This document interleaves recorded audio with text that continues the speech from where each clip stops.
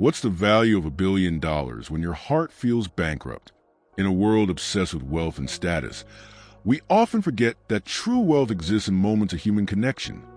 Those split seconds when souls recognize each other beyond titles and tax brackets. Have you ever wondered how the ultra-wealthy live? Let me take you inside a glass fortress overlooking the city skyline, where Seraphine Veron commands an empire worth billions from her pristine corner office. Every morning, she awakens in silk sheets, surrounded by luxury that most can only dream of. Her closet holds designer, clothing worth more than what most families earn in a year. Her decisions move markets. Her name opens doors that remain forever closed to ordinary people. And yet, when night falls and the executives leave, when the assistants stop calling and the emails cease, Seraphine returns to an empty penthouse where her footsteps echo across marble floors.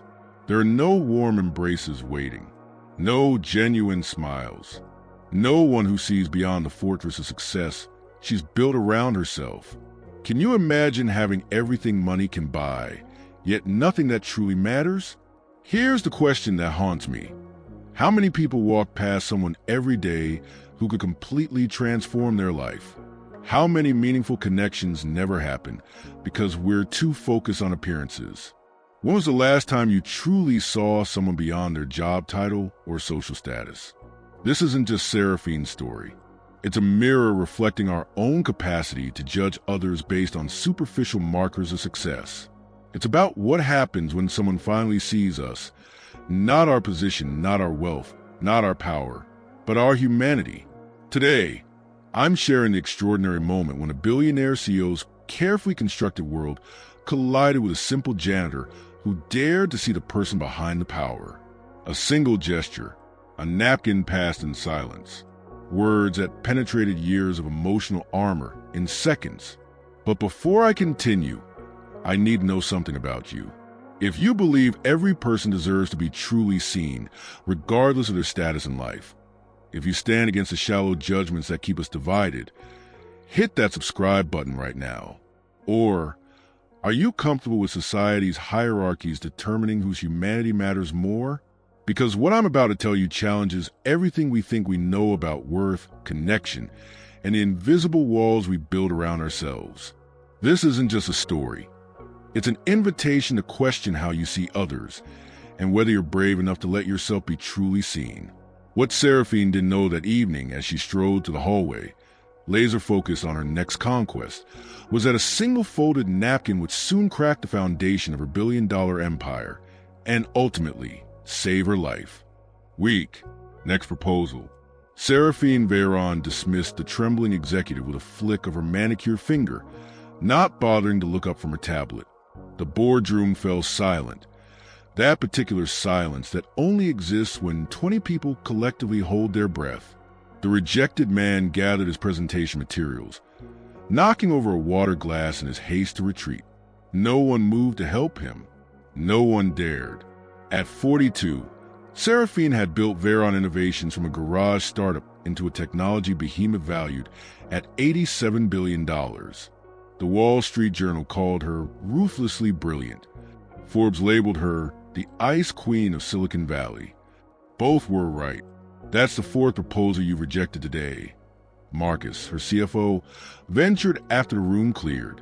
Seraphine finally looked up, her gaze cutting through him like a laser, because they were all mediocre. We don't build empires on mediocrity. What none of them knew, what no one was permitted to know, was that Seraphine's armor had been forged in fire when she was just 11 years old. That night remained etched in her memory. Returning home early from chess club to find her father, the renowned physicist, packing his belongings. Her mother sobbing at the kitchen table, a crumpled letter clutched in her fist. "Papa?" she'd asked, her voice small. He'd barely looked at her. "Your mother never understood my work, my brilliance. I found someone who does." 3 months later, her mother was diagnosed with stage 4 cancer. 6 months after that, Seraphine stood alone at her funeral, her father conspicuously absent. The only card he sent read, "Intelligence without emotional entanglement is the path to greatness." Remember that. She had. Now, 20,000 square feet of penthouse luxury enshrined her success. Floor-to-ceiling windows offered panoramic views of the city she conquered. A private elevator. A kitchen where no meals were shared. A living room where no one lived. Every evening followed the same script. Seraphine would kick off her Louboutins, pour exactly 2 fingers of rare whiskey into a crystal tumbler, and take precisely 8 minutes to review the day's market performance before preparing for the next battle. But tonight, something unusual happened. As her private elevator ascended to the penthouse, Seraphine noticed a janitorial cart outside the executive bathrooms. A man in gray overalls knelt, meticulously cleaning grout between tiles with a small brush. What struck her wasn't his presence. Maintenance staff were essentially invisible to her, but his focus, the complete absorption in his task, the pride evident in his methodical movements. For a fraction of a second, their eyes met in the mirrored wall. Seraphine quickly looked away, unsettled by something she couldn't name. Later that night, standing before her bathroom mirror, she caught herself staring at her own reflection, really looking at it for the first time in years. The perfect makeup, the severe hairstyle, the eyes that revealed nothing. Her hand trembled slightly as she reached for her nighttime pills. "Computer, display calendar for tomorrow," she commanded, her voice steady again. "Tomorrow, 9 a.m., board vote on academy funding. 11 a.m., quarterly projections." Seraphine swallowed the pills dry. The academy vote. A formality, really. The building was taking up valuable real estate her company needed for expansion. Demolition would begin next month. 200 staff would be displaced, including maintenance personnel. She wondered, briefly, if the janitor with the focused eyes would be among them. Then she pushed the thought away. Weakness had no place in a billion-dollar world. "Papa, look, I made it work." 8-year-old Mateo Navarro beamed as a small motor whirred to life, powering a homemade fan constructed from popsicle sticks and recycled plastic. Zeke, Navarro set down his mop in the tiny apartment kitchen and crouched beside his son. "That's engineering genius. Me, Joe, just like your mother." Their 2-bedroom apartment occupied the basement level of a weathered building 12 miles from Veyron Tower. What it lacked in square footage, it made up for in warmth. Drawings covered the refrigerator. Dog-eared library books formed precarious towers beside the sofa. The lingering scent of tonight's dinner, beans, rice, and the special chili Colorado recipe Zeke's late wife had taught him, hung in the air. "Will you write about my invention?" Mateo asked, eyes hopeful. Zeke smiled, "Already composing in my head."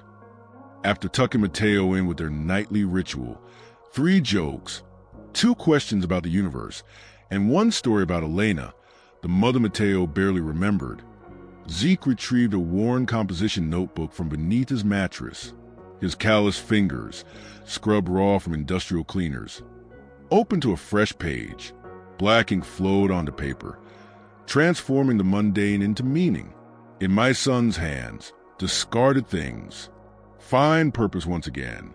How like the heart, which gathers fragments of what was broken, and builds something that turns."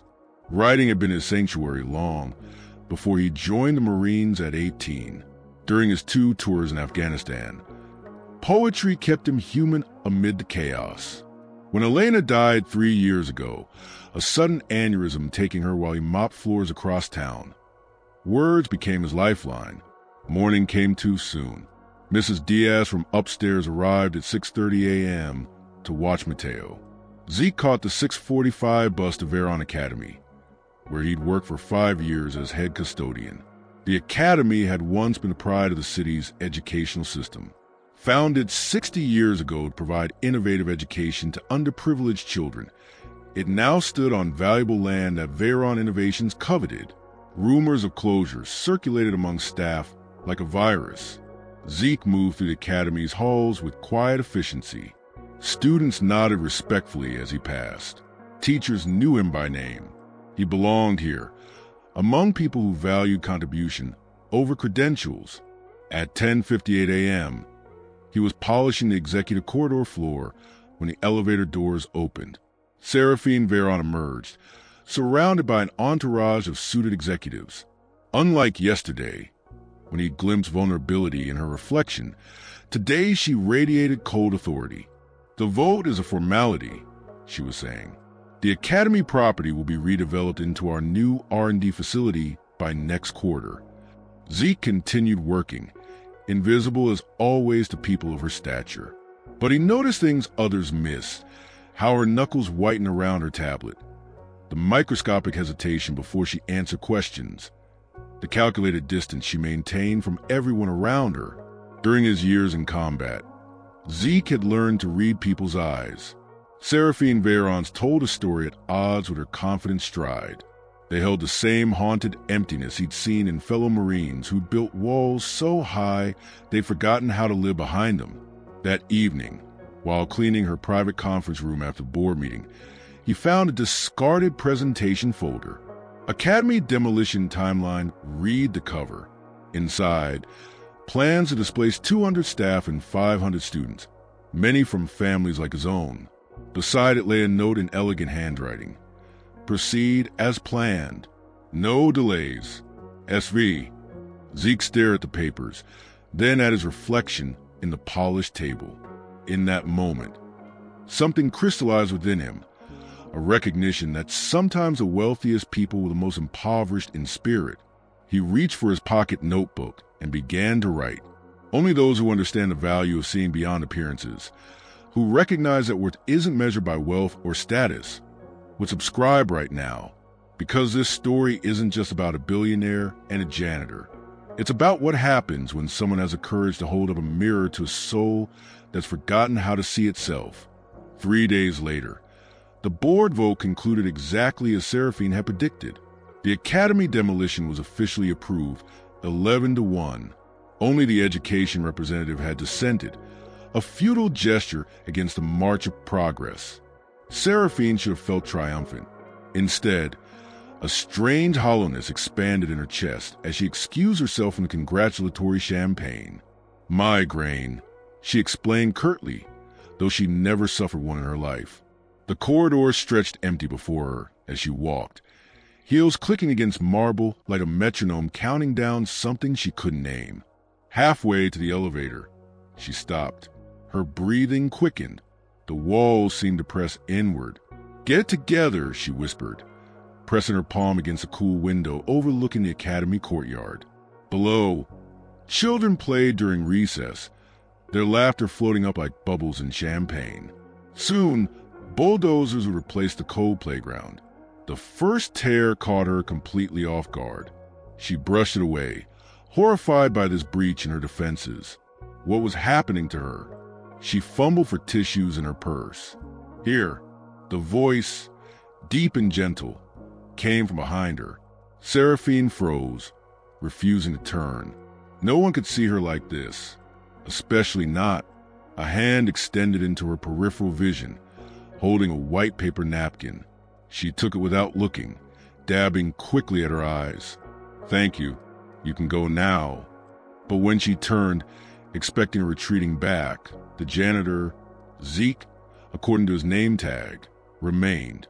His expression held neither pity nor judgment, just a quiet recognition that cut through her practiced facade. I said you can go, she repeated, voice sharp. Zeke nodded once, then, unexpectedly, offered a second napkin. Seraphine glanced down, about to dismiss him again, when she noticed the handwriting. Not a blank napkin at all, but one bearing blue ink in an elegant, steady hand. When power builds walls too high to see over, the heart becomes a prisoner of its own design. Look to the children playing. They know what you've forgotten. Her head snapped up. What is this? Zeke said nothing, his steady gaze more eloquent than words. Did someone put you up to this? Her voice dropped to a dangerous whisper. Are you recording this? Is this some pathetic attempt at? No, ma'am. His voice remained calm, respectful, just words that needed saying. He turned to leave, pushing his cleaning cart forward. Wait! The command escaped before she could stop it. You can't just... Who do you think? But Zeke continued down the hall, neither hurrying nor looking back. Seraphine stood frozen, the napkin clutched in her hand. A janitor. A janitor had just... What? Lectured her? Consoled her? Seen through her? The napkin crumpled in her fist, then slowly, deliberately, she smoothed it out, reading the words again. Her phone buzzed. Marcus. Where are you? The press is waiting for your statement on the academy.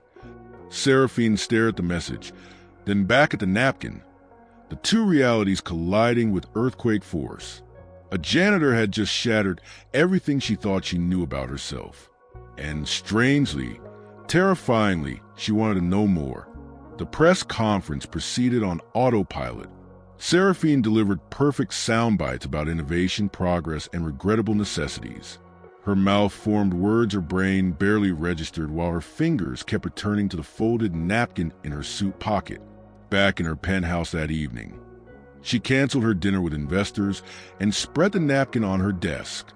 She read it a dozen times, each repetition burning the words deeper into her consciousness.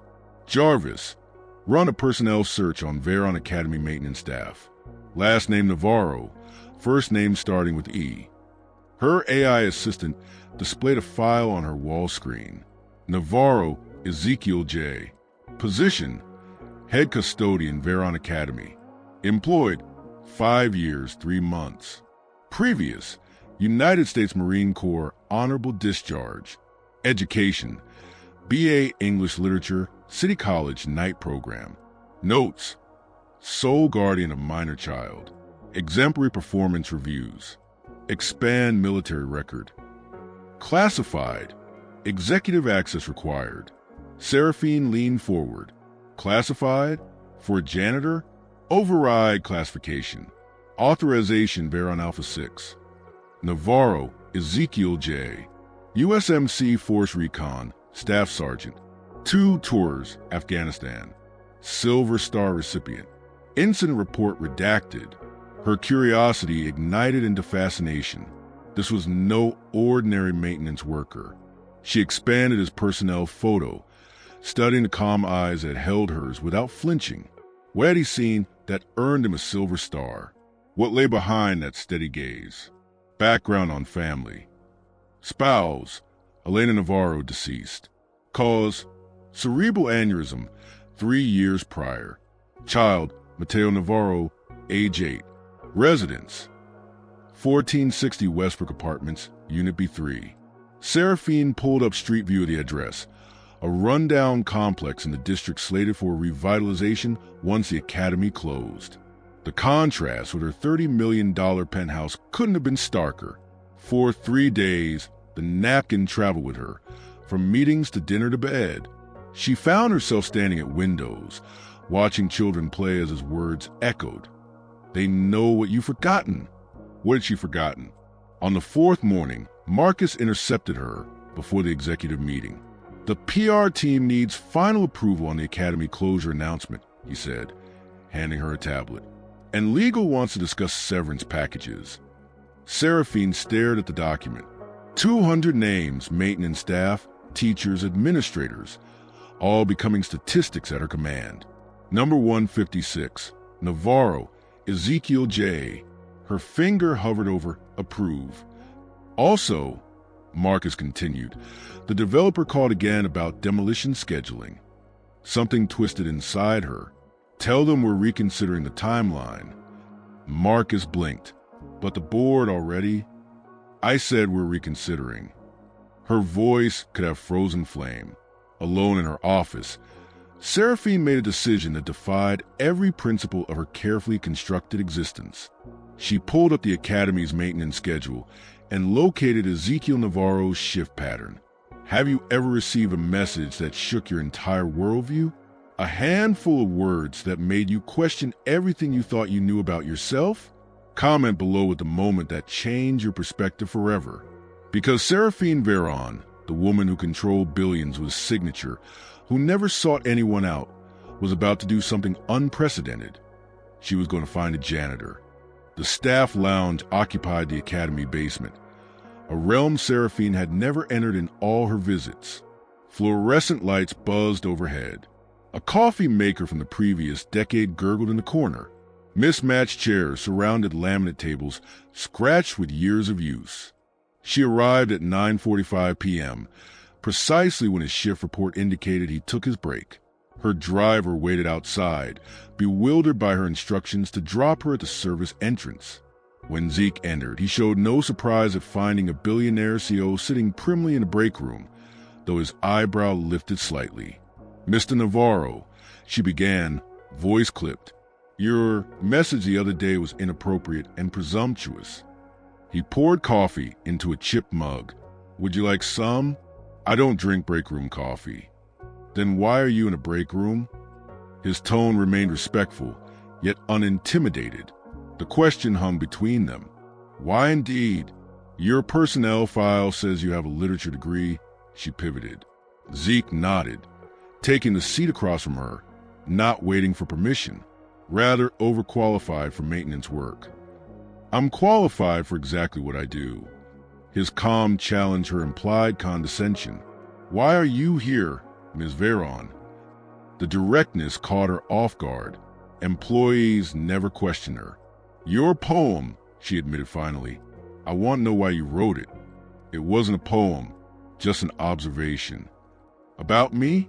A person you don't know?" His eyes, the same ones that had held hers in the hallway, studied her. Sometimes strangers see what those closest to us can't. "And what do you think you saw?" "Someone building something remarkable while forgetting why they started building in the first place." The accuracy stung. "You know nothing about my motives." "True." He sipped his coffee. "I know you graduated MIT at 19, created your first patent at 21, built Veron from nothing after every venture capitalist in Silicon Valley rejected you." Seraphine stiffened. "You research me.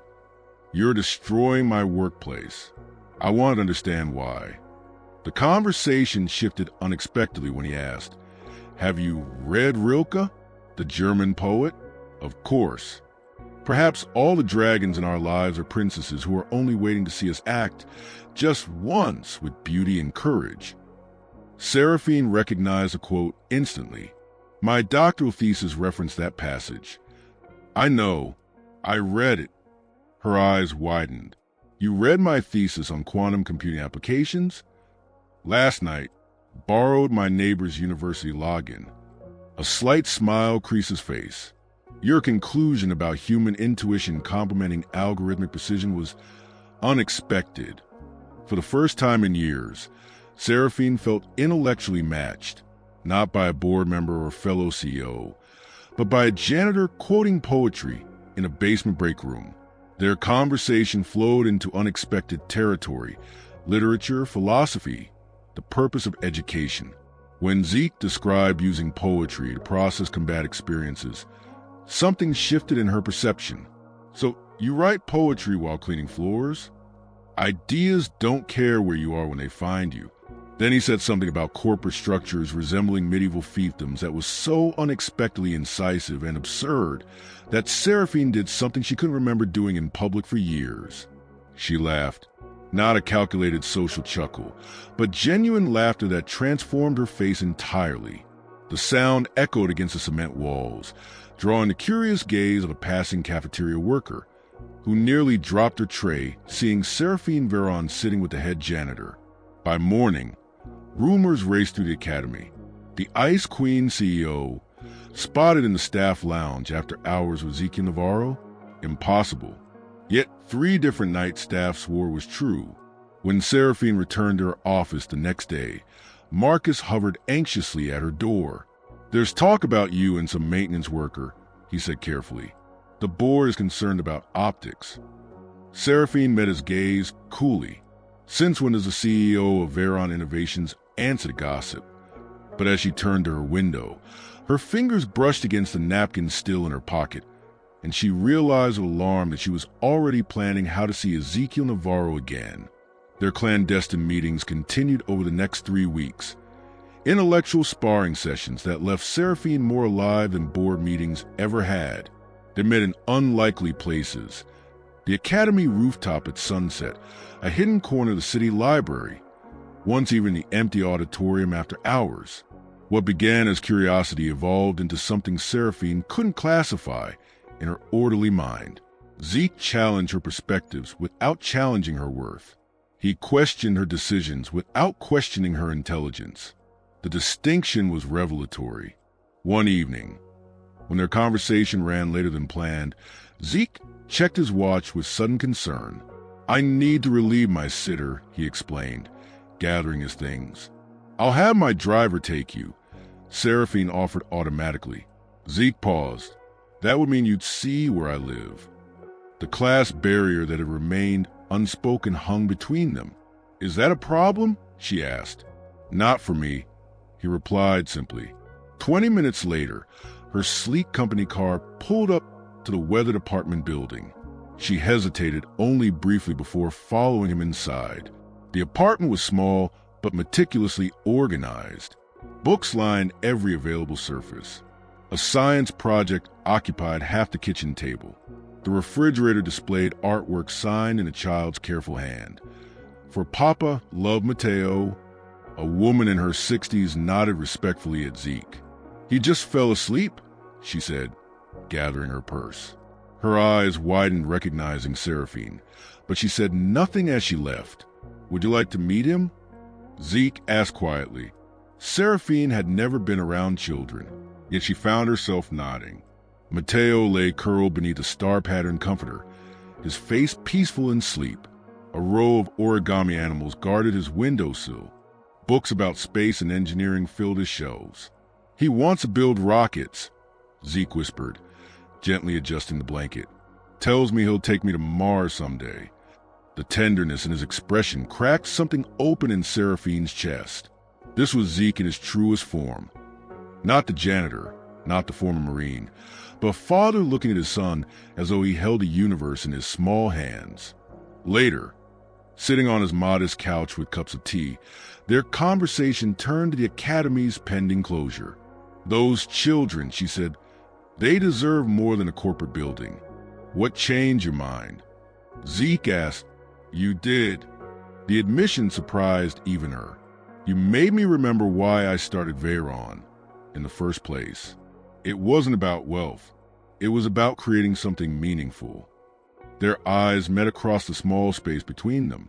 Something electric passed between them, a current of understanding that transcended their different worlds. "Seraphine," he said, the first time he'd use her first name. She moved toward him, or perhaps he moved toward her. Their lips met with gentle hesitation that quickly transformed into certainty.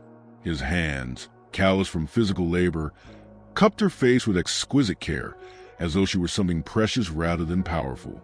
The kiss deepened, igniting a hunger neither had acknowledged until this moment. Her fingers traced the strength of his shoulders as he pulled her closer. Each touch dissolved another layer of pretense between them. They moved to his bedroom, the small space transformed by the intensity between them. Clothing fell away, revealing truth after truth.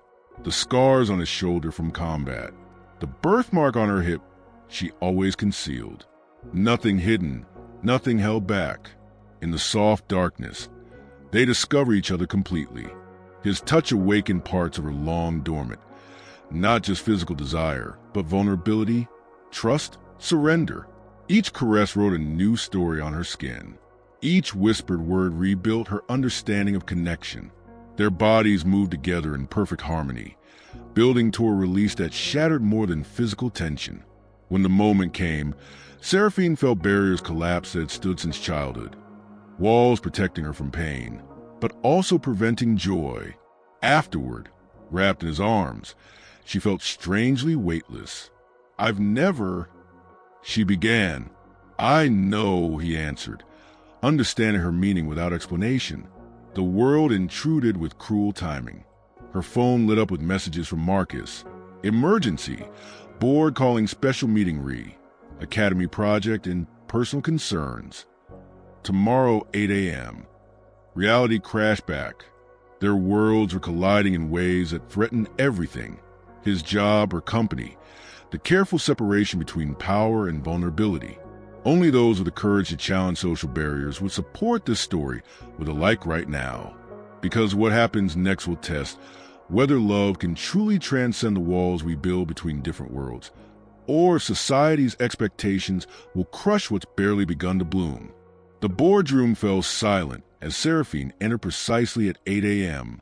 12 executives in identical dark suits watched her with expressions ranging from concern to barely concealed hostility. Victor Hargrove, her longest-serving board member, spoke first. "We've called this emergency meeting to address two issues: your sudden hesitation regarding the academy demolition and certain personal associations raising questions about your judgment." Surveillance photos slid across the table. Seraphine entering Zeke's apartment building, their silhouettes on the rooftop, their conversation in the library. "You've had me followed?" Her voice remained controlled despite the violation. "The board has a fiduciary responsibility to protect Veyron's interests," Victor replied. "Fraternizing with maintenance staff while delaying a critical development project raises concerns." Marcus could meet her eyes, so he'd been the one to alert them. "The demolition proceeds as scheduled," Victor continued. "We've already drafted a press release announcing your temporary leave of absence for personal reasons while the board evaluates." "No." The word cut through the room like a blade. "Excuse me." Seraphine stood, placing her palms flat on the table. "The academy demolition is canceled." Disbelieving murmurs circled the table. "You can't unilaterally." "Actually, I can." Seraphine tapped her tablet, projecting documents onto the wall screen. "Section 47 of our corporate charter grants the CEO authority to repurpose assets for innovative development initiatives without board approval." "This isn't innovation, it's sentimentality," Victor snapped. "A billion-dollar mistake because you're sleeping with the janitor." The crude accusation hung in the air. Several board members shifted uncomfortably. "Is that what you think this is?" Seraphine's laugh held no humor. "Let me show you what innovation really looks like." She advanced to the next slide. Detailed plans for transforming the academy into the Veyron Innovation Center, a cutting-edge facility combining education, technology development, and community resources. The R&D facility we plan would generate approximately $340 million annually after 5 years, she explained, her CEO persona fully engaged. This model projects $520 million through integrated education programs, community-based technology testing, and tax incentives for educational investment. The number spoke a language her board understood. Several leaned forward. Interest peaked despite their skepticism. "We've lost our way," Seraphine continued. "Veyron wasn't founded to build glass towers or displace communities. We built this company to create technology that improves lives." She advanced the financial projections that showed increased returns alongside social impact metrics. "This isn't charity. It's evolution. And if we oppose this direction?" Victor challenged. "My voting shares combined with public shareholders will prevail," she replied evenly. "But more importantly, you'd be on the wrong side of both profit and progress." Catherine Wong, head of international markets, spoke up unexpectedly. "I want to see more details on the community integration model. It could solve our expansion challenges in developing markets." James Chun from R&D nodded. The potential for direct feedback loops from student users could accelerate development cycles significantly. As more voices joined the discussion, transforming hostility into cautious interest, Seraphine recognized a power shift happening before her eyes. She'd expected to fight alone. Instead, her vision had awakened something in others, a hunger for purpose beyond profit margins. "We'll take a formal vote next week," she concluded. "Until then, the demolition is paused." Victor leaned forward, voice low. "You're risking everything, your company, your reputation. For what? A maintenance worker and some misplaced idealism." Seraphine gathered her materials, meeting his gaze directly. "No, Victor. I'm remembering why I built this company in the first place. And it wasn't to become the person who would tear down a place of learning to build another monument to wealth." As she walked out, her phone buzzed with a message from an unknown number. "The teachers' union just heard about your stand. We'd like to talk." The transformation had begun. "Is this tie straight?" Mateo asked, fidgeting in his first suit, custom tailored for tonight's Veron Foundation Gala. Zeke knelt, adjusting his son's collar. "Perfect. Remember what we talked about?" "Just be myself," Mateo recited. "People are just people, no matter how much money they have." Their first appearance in Seraphine's world came with scrutiny from every angle. Camera flashes exploded as they exited the car together, the billionaire CEO hand in hand with the Academy janitor and his wide-eyed son. Business journals questioned their judgment. Society columns speculated on their intimacy. Social media erupted with equal parts criticism and celebration.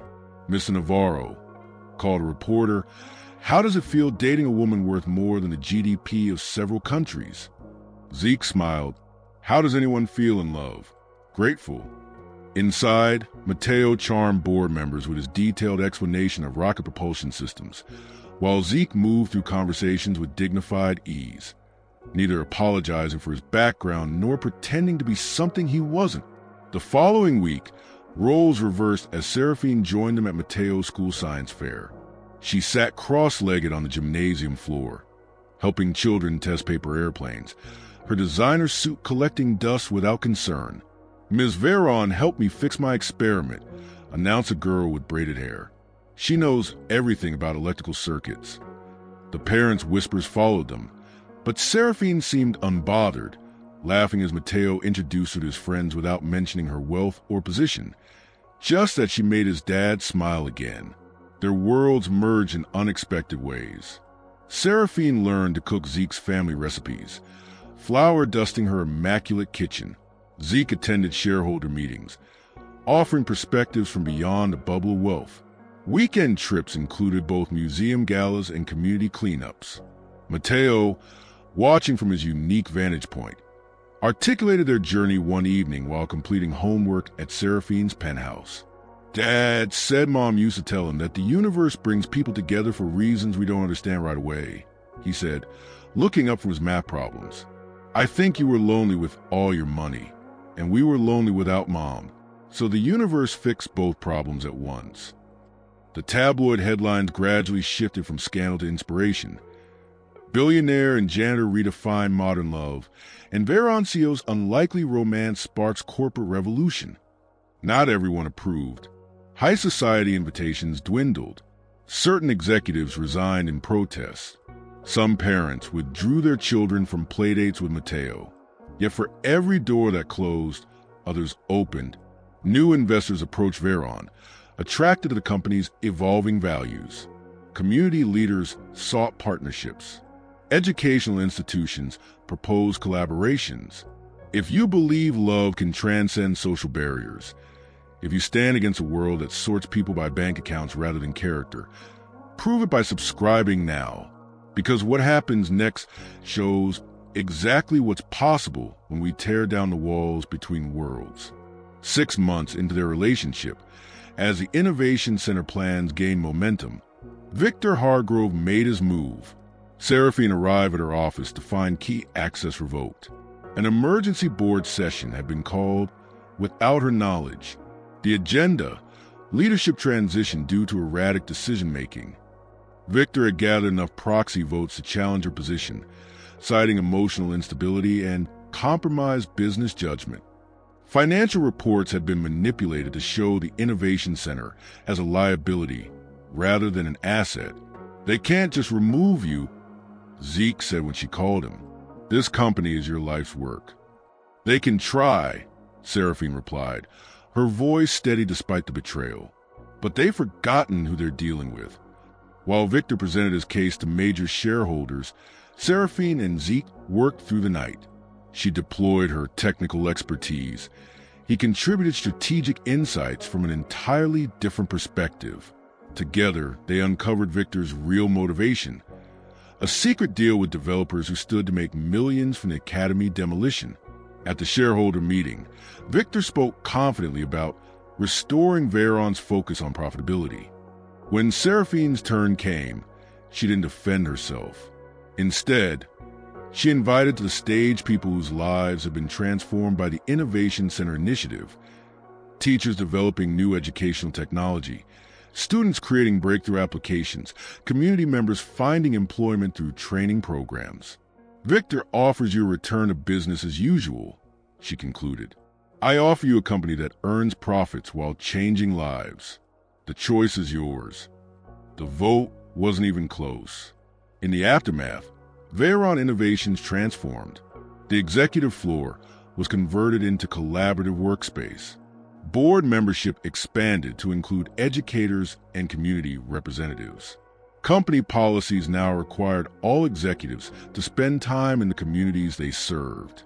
Most significantly, the Veyron Foundation launched a national initiative to create innovation centers in underserved communities across the country, each combining education, technology development, and economic opportunity. One afternoon, as Seraphine finished a video call with international partners, Zeke entered her redesigned office, carrying a small package. For your desk, he said. Inside lay the napkin that started everything, now preserved in a simple frame. Beside it, a second napkin bearing fresh handwriting. When hearts build bridges instead of walls, both sides discover they were never truly separate. Seraphine placed it prominently beside her computer, a daily reminder of how a single moment of courage had changed everything. 3 years later, Fortune magazine's cover featured Seraphine and Zeke standing with Matteo at the opening of the 20th Innovation Center. The headline read, "The billion-dollar love story reshaping corporate America." Companies across industries have begun adopting elements of the Veyron model, integrating social impact directly into business strategy rather than treating it as separate charity work. "What do you see as your legacy?"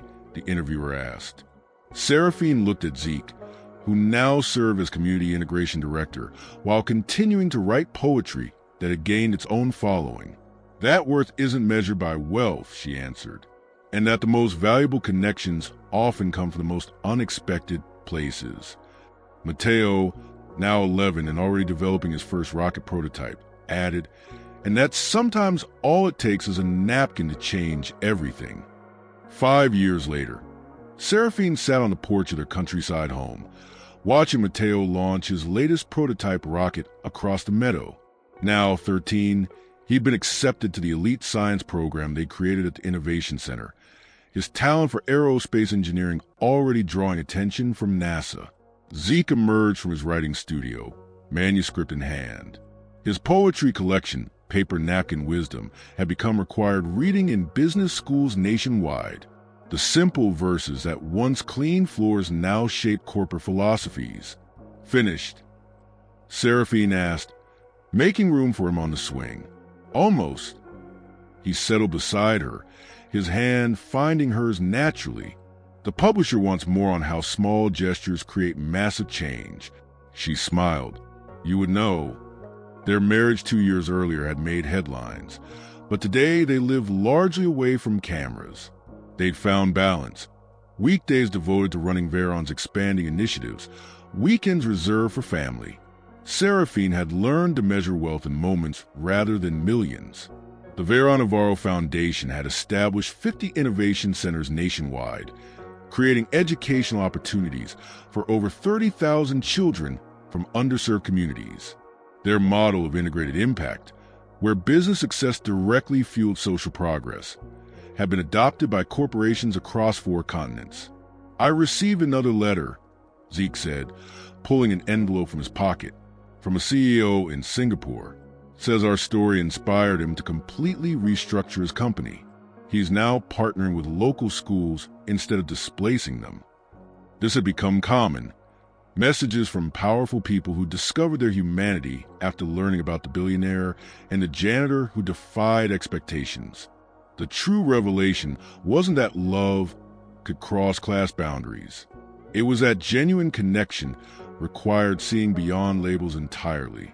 When Seraphine had looked past janitor and Zeke had looked past billionaire, they discovered something extraordinary. That people are infinitely more complex than the boxes society places them in. Their story remained a testament to courage. Not just the courage to love differently, but the courage to question fundamental assumptions about worth, value, and purpose. Remember what you once asked me? Zeke said, watching the sunset paint the horizon. About why I wrote on that napkin? Seraphine nodded. I told you I saw someone building something remarkable while forgetting why they started. But there was more. He squeezed her hand. I saw someone whose heart was bigger than her empire, if only she'd remember existed. In that moment, the circle completed. A woman who once had everything, yet nothing now possessed the one wealth that mattered, the richness of being truly seen. If this story touched you, if it made you reconsider how you judge others or value connection, don't let others miss it. Subscribe now. Share with someone whose perspective needs expanding, and let me know in the comments. What surprised you most about this journey from napkin to transformation?